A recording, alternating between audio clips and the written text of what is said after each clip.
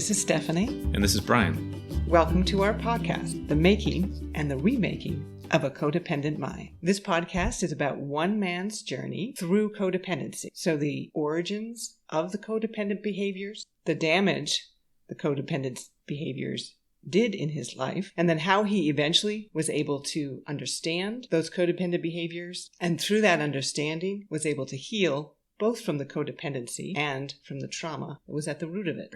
And that man is you. That is me. I am Brian, the codependent mind. A codependent mind. A codependent mind. And this is our first episode. In this first episode, we're going to be talking about what we mean by codependency, first of all. Right, because there's a lot of different uses of that word. And a lot of misunderstanding, I think. A lot of assumptions based on just the word alone of what it means. And so not just that, but just kind of just a basic a definition, some explanation of what we're talking about specifically, and then getting into the origins of how it formed for me specifically. And then in later episodes, flesh out various behaviors that we tie back to codependency. Yes, because there's a lot of kind of related behaviors that sort of work together to make the codependency deeper and stronger and tougher to recognize and get out of. And each episode will be that format where we'll go back and forth between your own story and what we've learned about codependency. Why don't you read the definition, the kind of working definition, the high-level definition that we're going to use? Sure. So this is how we've come to define it. Codependency is an imbalanced relationship pattern where one person assumes responsibility for meeting another person's needs to the exclusion of acknowledging their own needs or feelings.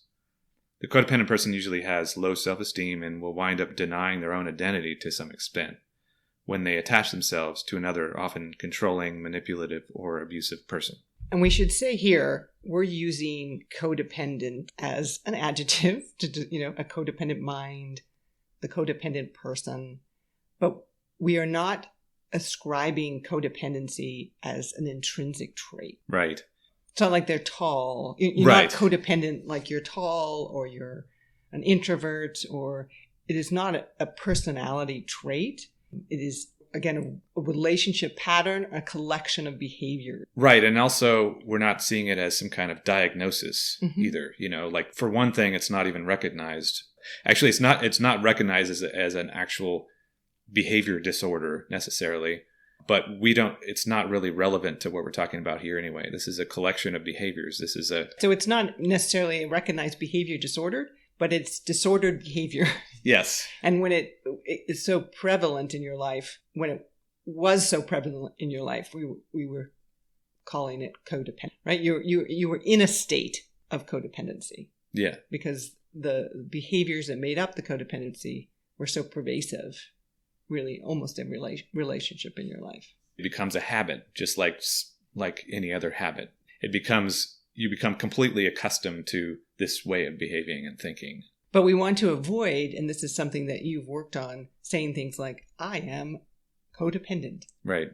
Which suggests that it's, again, some sort of intrinsic trait to who you are, which is not. And we're just learning to cope with that or something. Like we're learning to accept the fact that right. I am codependent. That's definitely not helpful, we've found. Anyone can fall into codependency and anyone can get out of codependency. It's not a life sentence. We found with you. As we're going to explore in this podcast. Mm-hmm. So working with that definition, again, it's an imbalanced relationship pattern. And what we see as key to how we are going to use codependency is one person assuming responsibility for meeting another person's needs. I think that's really what we find to be at the heart of codependency. Right. Which is not always what other people place as critical to codependency. I mean, I think the correct definitions usually at least somewhat hit on the fact that someone is caretaking for someone else. I mean, that's a given when it comes to codependency. But I think there is a sense people that just don't really know at all what it means are thinking that codependency just means there's two people that are dependent on each other. A lot of that issue comes from the word itself. Yes. Codependency. So, which is probably actually not that helpful of a word, but it comes out of addiction literature. It started back in the 1950s with Alcoholics Anonymous when it came to the partners of the alcoholics. So you have the the dependent person, the person that's dependent on drugs or alcohol. And then you have the codependent, the person that becomes dependent on helping the addicted person for whatever reason. And this is where it starts to open up, and like, why is this person doing this? What are they getting out of caretaking? And enabling the dependency. So, Yeah. I mean, dependency, even in the context of alcoholism, has a problem. There's always been this struggle for how to describe this phenomena. There's a physical and a psychological and emotional dependency. All of those things can happen when you become dependent on drugs or alcohol. But, we also talk about it as an addiction. We talk about it as a habit. We talk about it as a disease. And all of those, the question of how to understand drug addiction, dependency, habit are equally problematic when we talk about this cluster of behaviors that is now falling under the term of codependency. So with us, the core important theme here is that the codependent person, the person with the codependent behaviors, is just somehow gets sucked into this pattern of meeting other people's needs. That's it. And then it comes down to, who are these people that they're finding that they're needing to meet the needs of? And in my case, and in a lot of people's cases, that is a person that has their own habitual pattern of needing to be taken care of, needing their emotions to be regulated, and needing their needs to be met by someone else, by an outside force. In my case, it was abusive, narcissistic type people. So, I mean, this is where the term codependency becomes problematic, because you weren't enmeshed with people who were dependent on drugs and alcohol. You were enmeshed with people who wanted their needs met. Well, we're going to get into a lot of specifics of the types of relationships that I had in later episodes and the additional behaviors that came out of those. But at a very basic level, the abuse dynamic is the most important key in the codependency that we're talking about. So trauma, abuse, and then this dynamic of one person having all the control in the relationship and the codependent person, me, giving over all of my control, my identity, my agency, and then the behaviors that I came up with to cope with the shame and everything that came out of those kind of interactions. So there are people who get enmeshed with drug and alcohol abusers, and they may be classified as, or see themselves as, codependent. They may be dependent on that dynamic for their own self-esteem. But we're kind of doing a broader swath. There's always a spectrum when it comes to the severity of behaviors. Mm-hmm. And I think when we're talking about codependency, it crosses this line into this maladaptive behavior pattern that takes over the life. People that do caretaking for whatever reason here and there, because it's just their relationship goes that direction or something. As long as those people recognize what they're doing and they make an effort to get out of that dynamic, then it's not quite the same. With a codependent person, remains unconscious. And as you're saying, it's about the effect it has on one's life. Yours really interfered with almost every relationship that you formed and put you in situations and relationships that were toxic to you and abusive. So the use of maladaptive is key, because it's right. Behaviors that don't actually deliver anything to your life. They don't give you satisfaction. They don't get you love. They don't get you intimacy. Right. They get you the opposite of all of those things. At some point, the behaviors that the origin behaviors, like we'll get into, started because they did work. They were a coping mechanism to get through trauma, in my case. But then the fact that that trauma was never explored and understood and realized, then those behaviors just became maladaptive, as you said. Now I'm just doing these behaviors because everything reminds me of the trauma. Childhood trauma, and then the lack of communication and intimate communication with any other people, basically. So these behaviors were formed. I formed these behaviors myself to cope with this situation, and never communicated that with anyone, and didn't properly form healthy emotional reactions, and just took it from there and constructed this whole way of dealing with the world through that trauma. So let's hear more about this traumatic relationship that you feel is the root of your codependent behaviors. Sure. Okay. I mean, before I get into that, I do think there's probably multiple sources, observations and different people in my life that may have contributed to it. But I see this one particular friendship from my childhood as being the main source, particularly because it's the source of the trauma and what I think really led to most of the codependent behaviors. So it was this childhood friend. I met him in kindergarten, and we were friends until 5th grade, so about 5 years. This kid was I saw him as sort of a school bully. How did you meet? We met in kindergarten. We both were not into playing on the playground, really. So we were playing indoors, just like with some toys. I think it was like a kitchen set or something. And we just sat down together and just started playing with this kitchen set. And then just gravitated towards each other and just started hanging out exclusively, pretty much, like immediately. So you were a young kindergartner. Yeah, I was especially young. Yeah, I was the second youngest in my whole school, basically, in my class. You were 4. Yeah, I think I was 4 when I started, and most people were 5. So he was your first friend in school? He was my first friend, right. Because I went to preschool before that, but I didn't keep in touch with those people, and those people went to my elementary school. So, this was the first kid I met. It was like maybe on the 3rd day of school or something. And then those first 2 years, we were in the same class. So in kindergarten and 1st grade, we were in the same class. But then I don't really remember much bad happening in those first couple of years, really. I mean, I was really young, but the teachers saw something. There was something about the way we behaved when we were together that was disruptive. They said we were disruptive when we were together. So they separated us every year after that. We were not supposed to be in the same class. Look, there were always 2 teachers for every grade, and they put us in a different class. That was the only, I don't think they ever did that with anyone else. That was just us for some reason. I don't know if they told our parents that or why, I really don't know.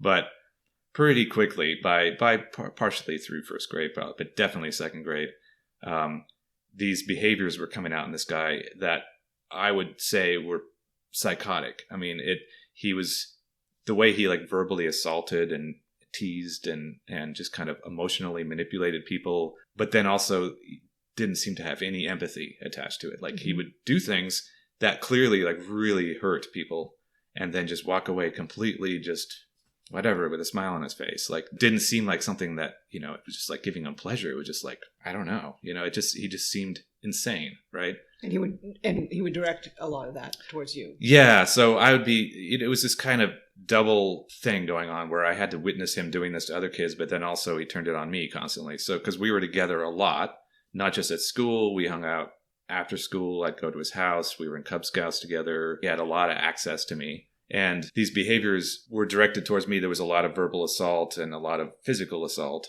And I didn't know what was going to cause it. I couldn't, I just constantly in fear. Like, when's the next time he's going to get upset about something and start hitting me or verbally assaulting? And he would also be telling you that you were his best friend. Yeah. Oh, yeah. We were definitely supposed to be, that was the image that we were giving off. Every now and then he would bring in other friends into our group for temporarily and then throw them away in a really horrible way.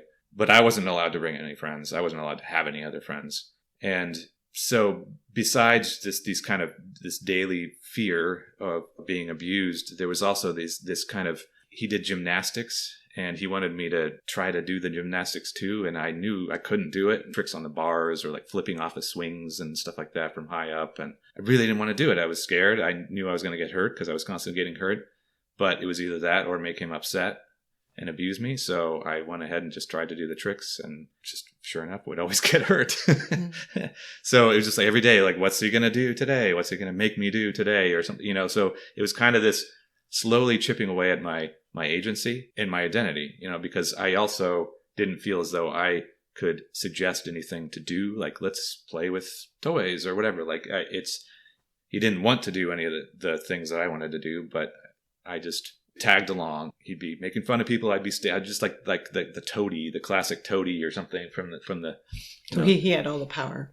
He had all the power. So what did that feel like? What did that look like when he's abusing or attacking other people, other kids? Well, I mean, I have a couple of stories that could illustrate that, I guess. There was one kid in particular. I don't know what because he didn't attack everyone. It was just strange. I don't know how he chose to attack certain kids and not others. But there was this one kid in particular that lived on a street that I was friends with that was in our Cub Scout pack. We carpooled to school. This guy, G, I'll call him, is the friend. He was in that carpool too. And every day this other kid, we'd pick him up and get in the car and he'd just say, you stink, just relentlessly like saying how much he stank and stuff for the drive to school. And you could just tell this kid just didn't know how to react to it. And it was just making him feel not good about himself. But in this one particular time, we were walking around the neighborhood and this kid comes over with this new big G.I. Joe vehicle. Like it's this kind of large thing. And he was so proud that he got this and he was all happy about it. And he's like, look what I got. And I don't know why he felt safe bringing it over to me and this guy G, because what happened was that G just grabbed it out of his hand, just threw it on the floor and just broke into a million pieces. And then the guy just kind of shied away and started to walk away. And I just felt so overwhelmingly bad because I could see him start to tear up and stuff. And I just, when G turned his back, I just gave him like a really quiet, like, I'm sorry, like apology. And then just followed G back to his house. That's just one example of one particular kid that he picked on. If you had other friends, you were in a vulnerable position yourself because G would punish you, but also you had to then watch G attack those friends as well. Right. So, I mean, there was another one. There's these two girls that we hung out with that I don't know. Somehow we formed this club, and we would bring gifts to each other and things like that. At one point, one of the girls wrote him a letter and mailed it to his house, and it said, I have a big crush on you and stuff like that. And I was over at G's house when he got this letter and he read it, and he was just like laughing at it. And he's like, this is so ridiculous. And he's like, I have to write her a letter back. And so he wrote this letter back that was like the most horrible, insulting, like, you're the ugliest girl I've ever seen. I would never ever want to like go out with you. Totally pointless. Like, why? He just wanted to hurt her. He just really wanted to hurt her because she said she liked him. And it was just bizarre. And he went and hand delivered it to her house. And I tagged along. I watched him write the letter. I watched him give it to her. And we walked away. And I saw her the next day. She's crying. And yeah. So one thing we should kind of mention is this seems to be before there was such an awareness in schools, for instance, about bullying, because hearing you tell these stories, you wonder, where are all the parents right. in this situation? Yeah. Including where were your parents? Well, yeah, I don't know. I mean, there's like hall monitors or recess people, but there's just a lot of kids. But someone was in the car when. Oh yeah, right. That's someone was true. in the car when G was insulting. Yeah. Your other friend, and yeah. Your other friend had parents, and when he came home with his toy broken, and right, did he say anything to his parents? Right. Did they ask her why she was crying? And yeah, I mean, were there ever any incidents with your parents that you would have anticipated that they would have responded? There was one in particular that stuck with me and kind of caused me to hold on to some resentment, because clearly I did not tell them what was going on, but I feel as though they had plenty of opportunity to see. I feel like he was on a little bit better behavior when he was at my house, but he wasn't at my house very often. I was usually at his house, and his parents just kind of were not around. And his dad seemed strange. I was kind of scared of his dad too, so I don't really know what their dynamic was. Their family dynamic. He was an only child, but so there was this time we went to his family's cabin, and it was just a miserable time. Basically, he was kind of picking on me and hitting me like a lot during that trip. And then this one probably because he felt he had you kind of isolated. Yeah, I think so. Isolated. And we did dangerous things like that he wanted to do that I just, as always, he just wanted to do dangerous things that I didn't want to do. Like sit down on this blanket and slide down the stairs, and there was like a wall at the end of the stairs, so we'd hit the wall. He was okay getting hurt, I guess, but I wasn't. And then we had stuffed animals was what we played with the most. About how old were you at this point? When we went to the cabin, it was maybe 3 years into the relationship, maybe third grade or something like that. 7. Yeah. And so we had these stuffed animals, and he pretended like they were alive, which that's another whole story, like that goes into, I could never tell if he was being serious or not. Like if he actually thought they were alive, or he wanted me to pretend like I believed they were alive or something. But we were both carrying our favorite stuffed animal, and he accidentally dropped his into the river, and it floated away, and we couldn't get it. And he grabbed mine from me, which was an Alvin doll from Alvin and the Chipmunks, and he threw it on the ground. This was your favorite stuffed This animal. was my favorite stuffed animal. Somehow he had mine in his hand. He threw it down. I think when he was in the fuss of trying to get his, and then when we came back, he's like, "Oh, Alvin's dead. Listen, he's not breathing. He's dead. We have to bury him." And I don't want to bury my favorite stuffed animal, but I had to, and so we did, and I no longer had my Alvin, and I went home, and just when I got home to my house, I was just so relieved and happy to be home and not on that trip anymore, because it was just horrible. And I started crying the second I saw my parents. They had some friends over. They're sitting in the backyard. And they said, "Oh, what's wrong?" And I said, "I have a headache," which is a really weird kind of adult thing to say, because I think my mom got headaches all the time. Mm-hmm. So I just said, "I have a headache." And they said, "Okay, why don't you go up and lay down?" And that was it. That was the only reaction. Not like, "Really, a headache? And why are you crying?" And they didn't follow me up to see if I was okay or anything. They just kept hanging out with their friends, and that was it. That was the last I heard of it. They didn't ask me how the trip was or anything, mm-hmm. And so I just thought that seemed like a little extreme to just kind of let that go. Well, it kind of probably also reinforced your sense of powerlessness. Yeah, right. That I didn't really have anyone I could, I already felt unsafe telling anyone about it, but mm-hmm. now I especially went like, well, now I really don't think I can tell anyone about this. So yeah, that was just one other example of. So how did you eventually get out of this relationship? So it finally just ended. Because you felt stuck. I felt stuck. I definitely felt stuck. And actually, I have to say, I did start to tell people about it. I told 2 kids at school about it. Mm-hmm. There was one friend I had in class, and I told him about it. And he's like, "Oh, I wish you can hang out with me and my friends and stuff." But I think he basically acknowledged and understood that I was stuck. It was like he was kind of just like, "Well, then you can do," And then this other kid who was super nice, kind of outcast type kid, I told him about it, and he's like, "Well, let's go hide. Let's go hide." And so we would go out, and this was 5th grade. We'd go out to the very corner of the field. Like, it was this huge field that, people played soccer and everything on. And we'd hide. And so basically I would ditch G every lunch for about a couple weeks. It made me super, super nervous, of course. But the fact that I had this kid that was kind of supporting me and mm-hmm. helping me and saying, "It'll be okay, it'll be okay." And then I would see G on the way back to class. "Where were you?" And I just said, "I was looking for you. I don't know. I couldn't find you. I went to the library. You weren't there." And he would just say, the next day it would be like, "Okay, here's where I'm going to be." And then I would ditch him again. And I knew that wasn't going to work forever. But then at some point, one day he came and told me that his family was moving away, that they were moving to another city far away, and I would never see him again. And that was probably the biggest relief I've ever felt in my entire life by far up to that point. I think I had a really hard time containing that. I think maybe I might have teared up, but it was tears of joy. Maybe He saw that as tears of like, "Oh no, I'm losing my best friend." Fine. He wrote me one time after that. I don't think I responded.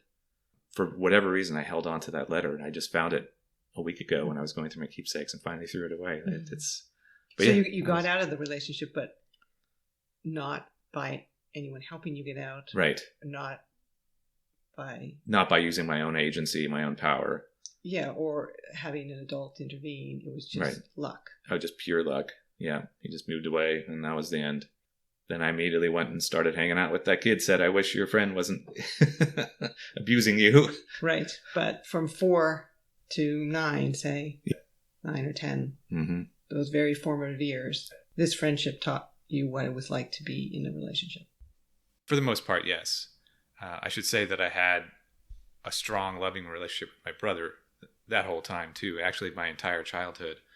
And that was a relationship where I felt safe. And I think, in a way, that shielded me a little bit from the G relationship, in that just helped me survive it overall. But definitely overall, that relationship with G was the defining relationship of my childhood. That kind of, because of the lasting effects that it had on me, and the fact that it caused all of these lingering behaviors. So this was a relationship in which you felt constant threat, even threat for your life, and you felt threat towards other people. Yeah. And you had to develop behaviors to survive that relationship. Yes. And these were behaviors that did help me survive. I mean, I survived, and without intervention from any adults or other people. Like I really, in not having any skills. I mean, I hadn't learned anything. I didn't know what emotions were even and how to deal with those. And, So this is, we refer to it being codependency behaviors being maladaptive. Yes. This is what we're talking about. And I think it's important for people that have these behaviors to not feel shame around them because they developed in a situation in which they were appropriate.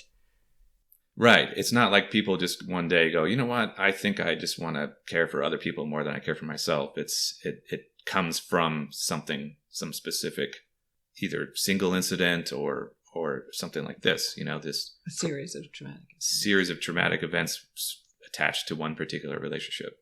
Yeah. So let's just talk briefly about the set of behaviors that became maladaptive as you went through life, but were appropriate for the situation that you found yourself in. And sure. That together form this web of codependency. Okay. These are all the ones that I think came about from that experience. First of all, the feeling responsible for the emotions and actions of this guy. Which is really a kind of a cornerstone of codependency. Right. I mean, just basically managing his emotions, and managing his whole world. It didn't matter. I didn't matter in this situation. Because that was expected. It was expected. Right. And it was violently enforced. Yep. If you were not attuned to emotions. Right. And then there was caretaking, which is kind of pretty much the same thing, more or less. But I mean, that's an important one because that is also a cornerstone of codependency. It's caretaking the person's emotional and physical and right. Because your best chance of feeling safe was to make him feel comfortable and cared for. It's a way of avoiding abuse. That as long as he's happy and comfortable and feels safe, then I, by extension, am safe. Even though it never worked out that way. Well, I survived. You did. So there we go. It worked, right? I struggled to set boundaries because it was unsafe to have them. He saw no boundary between the two of you. Right. You were at his disposal. Right. And if you tried to set a boundary, like by sneaking away at lunch, that was very risky. It was extremely risky. I really didn't have an end game for that plan, but I wonder how that would have turned out if he didn't move away. I don't know.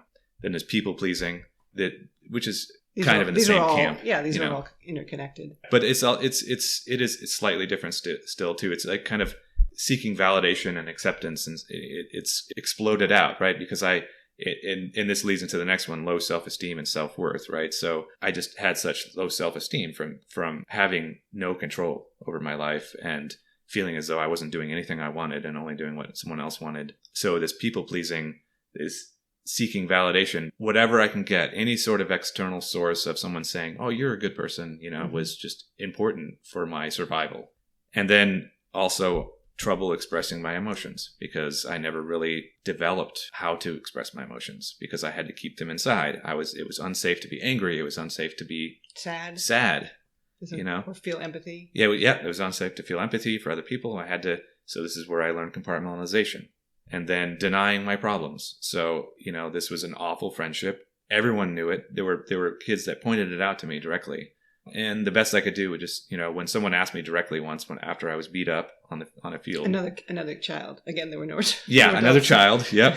Yeah, I don't know why no adults saw me getting beat up, but she asked, why do you hang out with him? And my answer was, I don't know. That was it. And then loyal to a fault. I have to be loyal to this person no matter what. It doesn't matter how bad of a person this is. I need to continue to survive, and that means doing whatever this person wants to do. To reiterate what we said early in this discussion, we don't see codependency as a personality trait. It is a cluster of learned, habituated behaviors that can get you stuck in unbalanced relationships, often with others who are also disordered. Because it is learned behavior, we think it is really important to figure out where those behaviors were learned, essentially what the origin story of the behaviors is. Understanding that origin has been completely key for me, getting to the root of where it came from. And then that was a starting place for unlearning those behaviors and then putting something else in place, new behaviors, healthy behaviors. Your origin story involves the trauma you experienced in your relationship with G. And we suspect that a lot of people with codependent behaviors also have origin stories that involve trauma. So next episode, we are going to discuss trauma in more depth. How does it form? How is it different than other stressful, even violent events? What is it like to live with unhealed trauma? And we hope you'll join us for that discussion. And if you have any comments or questions or want to contribute your own origin story, you can find us on Facebook or Instagram by searching Codependent Mind. Hello, this is Brian, the codependent mind of this podcast. Thank you for listening. I wanted to let you know that we have started a Patreon page where we are posting bonus content and hosting a private discussion forum. There's a link in the show notes if you'd like to check it out. Also, apologies for the sound quality on these early episodes. It does get better.